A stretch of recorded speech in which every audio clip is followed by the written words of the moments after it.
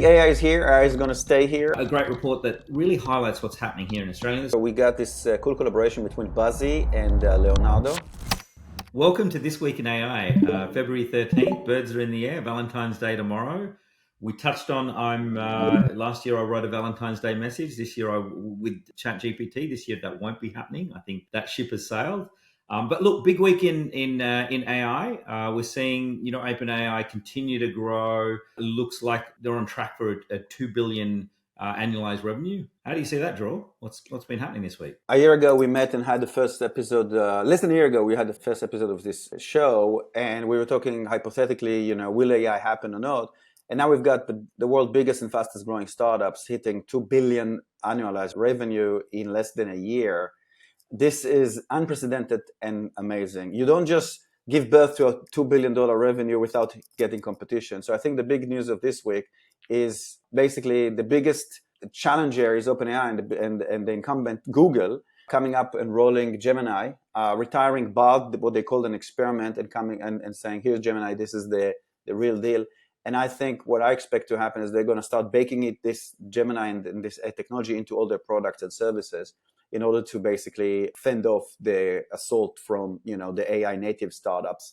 I think the big picture of what happened here, if you take a step back and look where we come from, where you're going, the internet, this collection of millions of data sources, and the biggest business model that emerged in the last 20 years was around getting you to those data sources, which is about search, it's about traffic. And then this new technology, large language model, came, and they're able to basically summarize all this content in this network of pages and then give you an answer to what you need faster.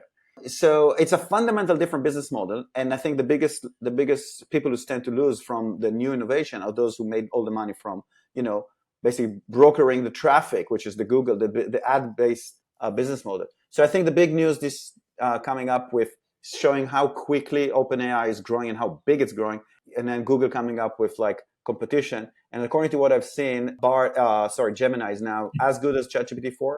So I think it's going to be very interesting moving on. I like your faux pas of calling it Bard when it's Gemini now. But look, I think just to your point, I think Google are really well placed to really, when we talk about training and data, they've got one of the biggest and best multimodal sources called YouTube. And you talked about this months ago as well. The fact that we're able to train these models off video, that's growing at one petabyte. I think I don't know if it's a day but a huge amount of data that they've really, I think, got a real advantage.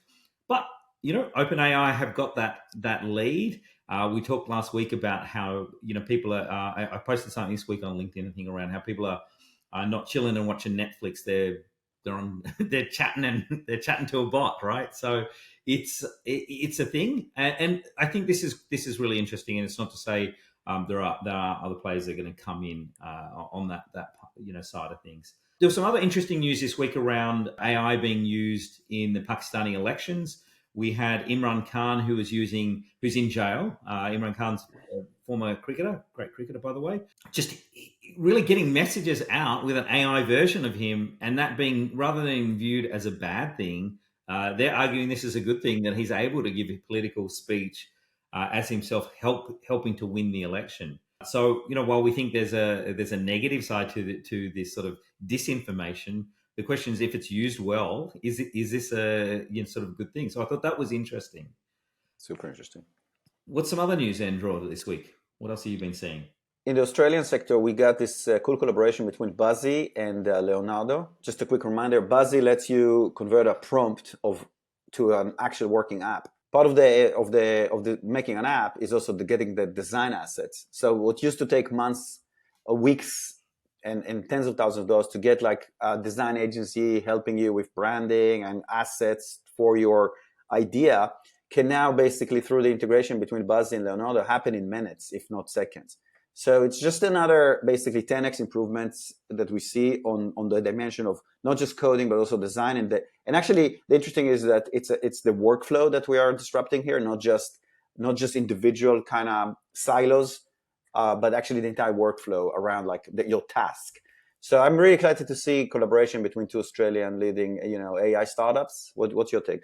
Yeah, look, I love it. And I think this is the model as well, where we're seeing whether it be plugins or whether it be communications between two people doing two disparate things, really automating something that isn't just, it's disseminating information, creating something, doing a third party thing. We're seeing that with, like I say, I mean, I'm now using all my travel is all being done through an interface that's very different, and I'm getting better deals. I'm seeing all this stuff. So I see the value for me now is, being able to do things, take action, not just give you information. And I think this is what's super powerful. It's great to see two Aussie startups playing in that space and collaborating. And I see this happening more and more. And that's what we want to do: is the inputs from one source another solution, and that's really great. So I think that was great. Probably leads on to, there's a real use now of AI in the workplace. We saw this week as well, there was a CNBC report around how, some of the bigger companies, Walmart and Delta and so forth, are using AI to monitor employees. Now, some will argue this is good or bad. This is where, they're trying to use some of these products. So I think the product is aware, kind of talks about the fact they had these repositories of, 20 billion interactions going on within an organization across, 3 million employees. And what they're sort of able to do is really around, monitor the employee sentiment, toxicity, and so forth, and really compliance. And I'm not sure if it's good. I think it's more efficient and more, you're able to really get the heart of what's going on. But I think this is a trend that we're going to see more of.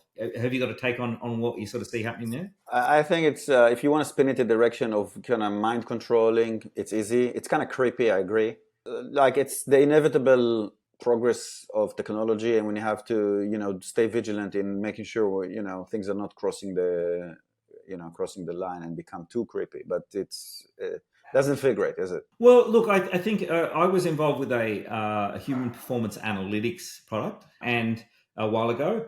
And I think one thing is people often like the data about what's going on, but not when it's about themselves. And so I've sort of seen that.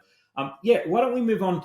There was a really great report this week about the Australian startup ecosystem, run through by our friends at Cut Through Ventures and Folklore Ventures. So there's a state of the play in the Australian ecosystem. And I think it's a really great resource, a great report that really highlights what's happening here in Australia. There's sort of 5 key things that came out of that report.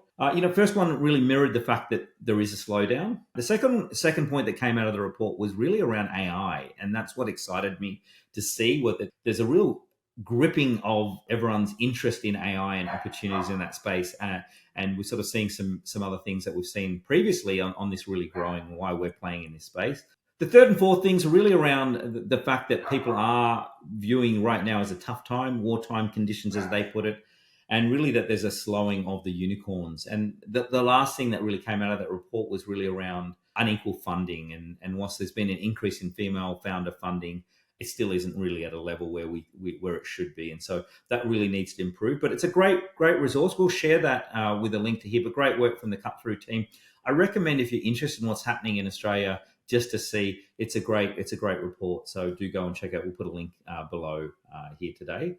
There was also a report from, which mirrors a little bit what they're saying in the Cut Through report from CB Insights.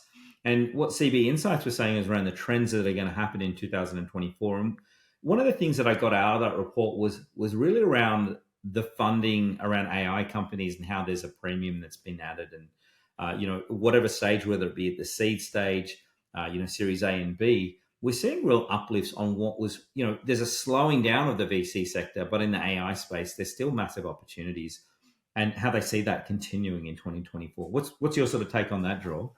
I think AI is here. AI is going to stay here. I think AI is where, the computing architecture of the world is heading towards. So if you're in innovation, you need to pay attention, and that's kind of where the opportunities are. 100%. I think not just now, but for the next 5-10 years, if you're not in this space, I feel like you're missing. This is a once in a generation opportunity. Lots of noise, sure, but that's what we got to cut through. And I think if you can do that well, I think there's some really great opportunities for great companies to be built right now. And so this is the hotbed of that happening, and it's exciting to see that happening. So look, that's this week in AI. We'll be back next week, and see you then, Dror. See you later.